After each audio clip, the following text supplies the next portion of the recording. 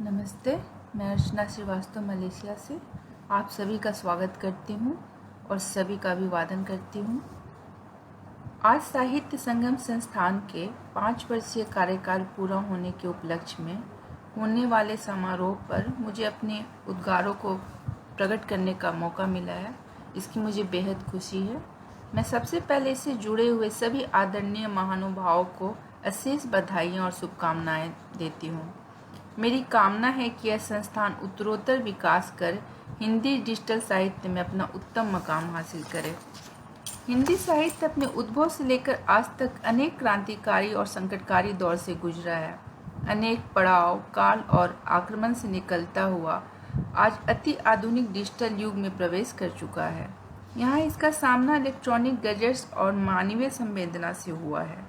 दोनों का अनोखा समन्वय और उससे निकला परिणाम ही आज के हिंदी साहित्य का चेहरा होता जा रहा है।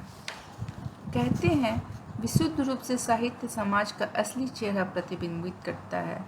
हम देख भी रहे हैं कि कैसे लोग और उनकी पूरी मानसिक भावनात्मक ज़रूरतें मोबाइल और इंटरनेट की दुनिया तक आ सिमटा है। वास्तविक और आभासी जीवन का बंटवारा हो चुका है, जिसका साफ असर साहित्य के रूप और प्रस्तुति पर परिलक्षित होता है। साहित्य की सफलता भी उसकी सामान्य उपलब्धि, सहजता और सफलता पर टिका हुआ है। जब तक जनमानस का सीधा जुड़ाव साहित्य के सरल पहुंच से नहीं होता, इसे कुछ लोग तक सीमित रहने को बाध्य रहना पड़ेगा। इन्हीं सब शुभ विचारों से प्रेरित होकर साहित्य प्रेमी साधक आदरणीय भाई श्री राजवीर सिंह मंत्र ने अपने कुछ अनन्य मित्र सहयोगियों के साथ साहित्य संगम संस्थान नाम के डिजिटल साहित्य को समाज के समक्ष पेश किया। साहित्य का सीधा मतलब यह भी कहा जा सकता है कि मेरी सुनो, अपनी कहो और हम सबकी बात हो।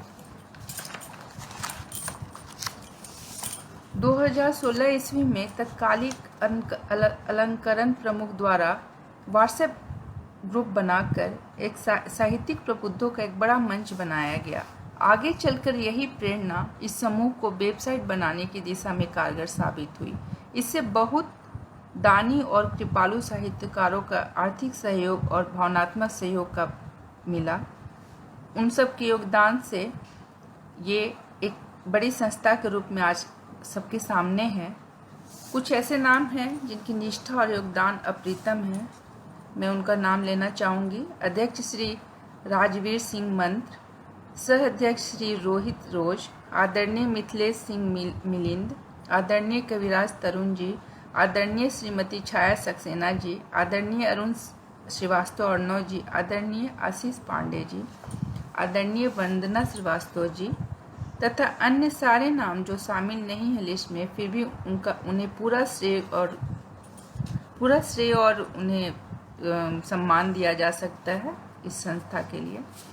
इसके उपरांत कहा जा सकता है कि इलेक्ट्रॉनिक हिंदी साहित्य की दिशा में एक नए युग का सूत्रपात हुआ, जो भविष्य के हिंदी साहित्य का बुनियाद गढ़ रहा है। आदरणीय शैलेंद्र खरे सोम जी के सार्थक प्रयासों के बल पर छंदों के प्रशिक्षण का सूत्रपात हुआ। आगे बढ़ते हुए पंच परमेश्वर, अलंकरण शाला, व्याकरण शाला, गीतशाला, दोहाशाला, गजलशाला आदि साहित्य के विविध आयामों को विकसित और पोषित करने वाली इकाइयों को स्थापित किया गया।